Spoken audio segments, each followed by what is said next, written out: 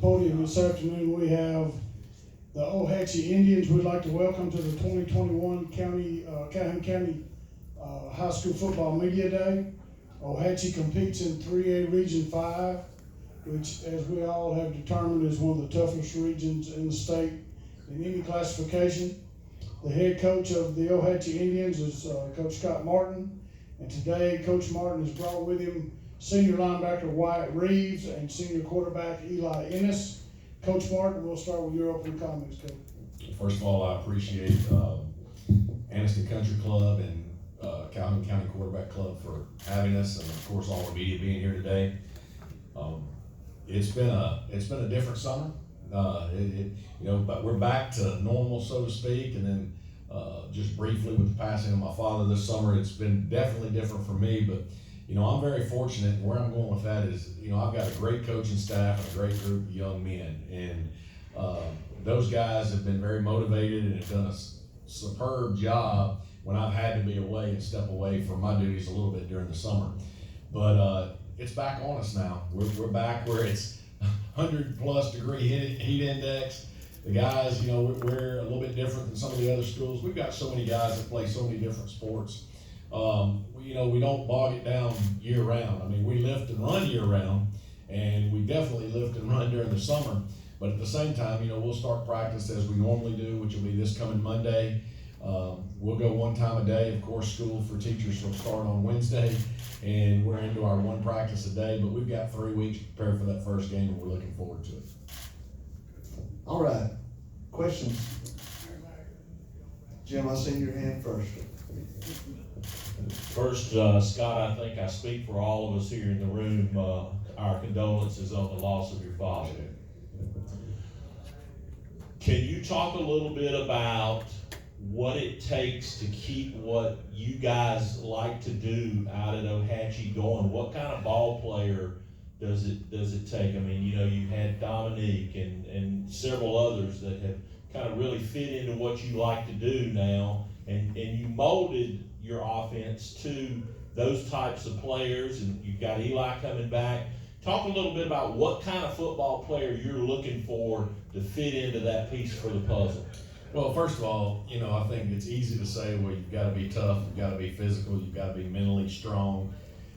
That's the easy part of it. What the hardest part of it, I think, today, in today's time, especially in athletics, and as high school kids probably are a little bit more liberating, is you got to find very unselfish football players. You got to find football players that will put the team above themselves and do what's best for the football team. When we started this is getting ready to be my 8th season, and when we started this offense 7 years ago, it was built on what do we need to be able to be competitive in every football game that we play, not just win a few games here and there and be happy about that, but to win championships and something that we can sustain year after year after year. And of course, we changed our offense. Obviously, we've had a lot of success on our offense, but we also have a lot of unselfish players. When I went back and looked and saw that we had, it started back with Taylor Eubanks and Tucker and those guys, and when we lost those guys, and Tucker Austin sets a record for the most rushing yards in school history with over 2,200. People go, how are you going to replace that? Well, then, the next year, another player, has to step up and kind of what we do. It's kind of a three-headed monster with our quarterback, tailback, and wingback, and we are a running football team. I mean, Enos here is not going to win the Golden Arm Award for throwing a bunch of touchdowns this year or anything like that. He can pass good enough for us to be a surprise when we pass, but that's not what we're built around. And, it takes unselfish people to be able to do things like that. And then, we talk about Wyatt Cole as a linebacker, and he's as good a linebacker as I've ever been around and coached, and that's a lot of different levels of football. But he's also a really good offensive lineman. Might not be his favorite position, but he's an unselfish player that plays that position for us when we need him and does a fantastic job. And the same thing with Eli. He's a quarterback, but more of a running back in our system. But he's also a heck of a safety. And if he needs to come in and play linebacker, he can do that too. And so the I guess the short of the long answer to that is, we need really unselfish players that will put the team above, above their individual aspirations, maybe. All right, here's a question. Speaking of the three-headed monster, who steps in this year where Noah and Trey were last year? Well, the tailback position's probably still gonna be a three-headed monster, because we've got a few guys that are gonna have to step in there. I think that Kyler Weiss and Jesse Baswell are two guys. Kyler's a senior, Jesse's a sophomore. Will play some tailback. Tyler Waters will play some tailback. We'll also let Devin Howell play some tailback. So there's 4 names I've given you, and I expect to see all of them get a lot of reps doing that. At the wingback position, I think Devin Howell is probably the starting wingback, but we've got a couple other guys in Malachi Goebel that can step in there and play that position too. I think what you're gonna see is, outside of maybe Eli here, you're gonna see the wingback and running back position rotate between each other, because they're very similar in what they do. So I think you'll see 4 or 5 guys rotating at those 2 positions. I was telling somebody earlier today, this is one of the first classes that I've ever had. We've got 14 seniors, and I was telling the players earlier while we were eating, but also one of the other guys, is that it's one of the first classes that I've ever had where I felt like every one of them is going to be a contributor this year. Sometimes you have a senior class with 13 guys, but really only 7 or 8 of them play. You got 4 or 5 guys that really are backup role.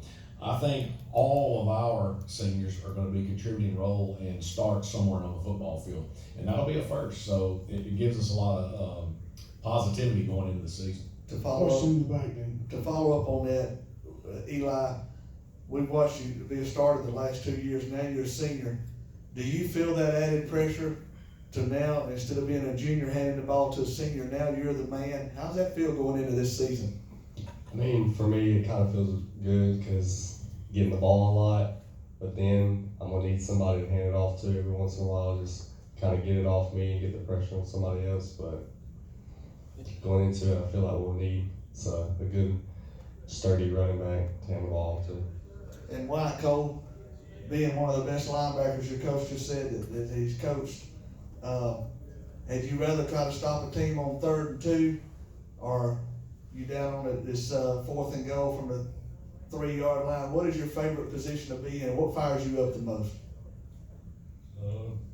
What fires me up the most is going on blitzes. Blitzing? The surprise tactic? Well, you do pretty well at that. We've got a question right here. Coach, how jealous are you of Eli's hair, first of all? He's got a nice head of hair. I'm just glad to see he pulled it up today. If he didn't, you wouldn't even be able to see his eyes. We seen that picture where they frizzed it out last year. Yes, Fantastic. That was a joke question, but here's a real question for Eli and Wyatt both. We've come by and watched you guys in the weight room work out, and we've watched you guys running before. For those who are not on the inside of your program, how would you explain that, what you guys' summer workouts look like? Intense, very intense. We take working out and running very seriously. We love to work out and just win every rep running. So very intense, fun workouts. Yeah, like he said, they're real intense, and a bunch of us stay after and still work out after workouts is done with. Question right here. Eli, I know I keep telling you that, but every time I see you do, you're getting bigger. So the workouts are working. But here's my question. Ohatchee had a pretty difficult spring as a community. The average Joe's and I, we actually took up donations and brought it down to you guys a couple days. But with that happening, how has that brought your community together, and do you think that's going to give the guys a little extra motivation going into this season, wanting to come out and play even harder for their community after what happened in spring? Yeah, well, I feel that helping each other kind of brought them together, and then helps them play better on the football field when they went over and helped clean up their house or gave them some money to help with their houses and stuff, and it just gets you a better relationship with your team so you can play better. I know several of us went out and helped. Probably the whole football team was helping during that time, so it just brought us together, really. I think the thing that's unknown about that is, I think some of the stats I might be a little bit off on, but I think there were like 45 total destructions in Ohatchee in that tornado and another 50-something partial destructions. And so it's a lot of the people that you don't see and you don't hear about. So there's a lot of help that goes on the underside. And then the biggest thing is not to forget about that, because, life moves on. And once you get a week or two down the line, then there's something else going on that people are starting to focus on. But those people that lost everything or close to everything, that is still the focal point. And so I think it's really important that as a community, we don't lose that focus. And our community has been very resilient, and I've seen a lot of them already bounce back from it, but I know it's going to be a lot longer process than just a few weeks that it seemed to be the headline. Scott, can you just look at the region this year and tell us what you see in the other teams and how you see the race? Well, I know Jonathan was sitting up here with Sachs, and those guys had like 10 starters on defense coming back. They were like 10 juniors, and so I know that they've got a very good football team coming back. I know that year in and year out, Piedmont obviously is going to be, they're going to sit on top until somebody knocks them off, and then when you get, I know Welborn lost a lot of people, and I know y'all talked about that, but there's a lot of history to their program, and they're going to be a fine football program. When you start working down, Hoax Bluff, always going to be big and physical. Pleasant Valley's always going to be the same way. Glencoe, I think they're rebuilding their program, and now I think they're going to be a lot more competitive than they have been. It just seems like every week is not, you can't just mail in a week. Every week is going to be a tough physical football game.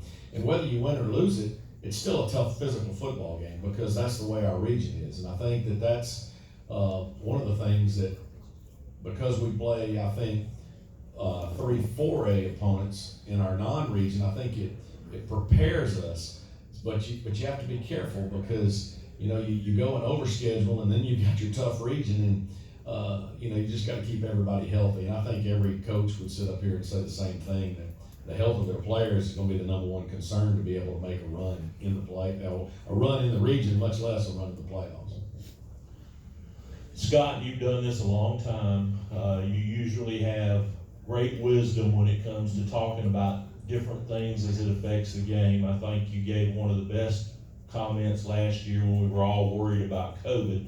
I'm not going to ask you about that, but I am going to ask you about the craziness that's going on in college football right now. And are you concerned about some of that filtering down into the high school game? Well, I don't know that they'll ever, they're definitely not going to give money to these two guys for their likeness. But I don't think, it's always scary when you have, it's always scary when you start giving money to athletes and they're not professional athletes. And I think that, we already have an issue where, every coach feels like that somebody's recruiting their players, and I'm not somebody that doesn't feel that way sometimes too. That tells you two things. First of all, you got some good players, and second of all, your program, which I think builds most of your players, is something to be idolized. People are going, hey, that guy's a good player. Well, it's because the program developed him. So I think all of us are trying to protect our own. But I'm always concerned about the collegiate, because it's trickled down now. When you start paying them at the college level, I think you're opening up Pandora's box, and I don't know that there's going to be a way for that to rectify itself, because who gets how much, and let's face it. If this one right here goes to college and they want to pay him for his likeness on some video game or whatever it is, and I know Coach Saban was talking about, their quarterback was up to 7 figures in that stuff. Well, how is that fair to this one sitting right here who plays offensive line, or maybe not as flashy a position? So he's not getting any of that money. So I think that's the thing that they're getting ready to find out is, you're a skill guy, you got a chance. You're not a skill guy, how is that fair? So I think they've got a lot of things when they've gone and stamped this deal that they could be opening up something that I don't know if we can ever put it back in the box after we open it. this question is for the two guys, and before I ask it, I think if Troy Polamalu could get a Head and Shoulders contract, I think Eli Anderson probably You know could. what? Yeah, you're right. We might be able to get a head and shoulders contract. But guys, talk about from a player standpoint, because many of us have been away from football, for many, many years. But last year, losing to Walter Wellborn at home in overtime, I believe it was, and then going a few weeks later to the Field of Champions at Piedmont and beating Piedmont on their field. I mean, that's about as low as it gets and as high as it gets. How does that feel, and what motivation do you get out of a big loss and a big win? We'll start with you. Well, that big loss just really upset all of us because we all expected to beat them, all the players and everything. So it just brought us down. We was fired up for the next game and just ready for redemption. And then to beat Piedmont, a perennial power. What about the joy after the game, seeing hundreds of Ohatchee fans? Didn't nobody wanted to leave and go home after that? How's that feel? That was the happiest I've been in a while. That was awesome. Eli? Well, for us, it was being down in 2A and then coming up back into 3A with all them good teams, and then going out and beating Cleveland County and Anniston, and then going to Wellborn come to us and thinking that we have them because we put up a lot on Anniston. They put up very little, and then we end up getting beaten. It's like a wake-up call, and then we just locked in the rest of the season. And I want to say something about that. Yes, sir. And I think this is, patting these guys on the back, and I think our coaches do a fabulous job. The one thing these guys will tell you, regardless of who the opponent is they probably tell you that practice becomes mundane because it is the same thing every day on Monday, every day on Tuesday, every day on Wednesday, etc., regardless of who we play. So, whether we're playing the number one team in the state or whether we're playing somebody that's struggling to win a game in the region or non-region, the approach out of the players and the coaches is going to be the same. We're obviously we want to win the football game, but we're not getting in too many of those high and low valleys. A lot of times we can use it as motivation, but at the same time, I think we've gotten our program to a point where our guys know we're going to have a pretty good football team. And so there's going to be peaks and valleys during this season, and I think the more we can keep it even keel and as level and as the same from week to week to week, I think you're going to get a better performance out of our guys each week. You're not going to have those great performances and then absolutely stink it up. One of the things that I give our guys a lot of credit for is when we go onto a football field, regardless of who the opponent is, our focus is on that opponent. We're not looking ahead to the next week, and we're not caught in the funk from the week before if it was a bad game. So, I got to give our guys a lot of credit and our coaches a lot of credit for being able to keep that vision going forward every week. All right, without any other questions, Coach, give us your final thoughts, and we wish you the best of luck this year. Well, again, thank you for having us out here. I think this is a fantastic place and a fantastic idea. This is the third year, if I'm not mistaken, and it's been fabulous every year. We're looking forward to a great football season, one that with as few interruptions as possible, and that everybody stays healthy, and that God willing, it's going to be one of those type of years. And we appreciate everything y'all done, and thank you very much. And go Indians! All right, thank you very much.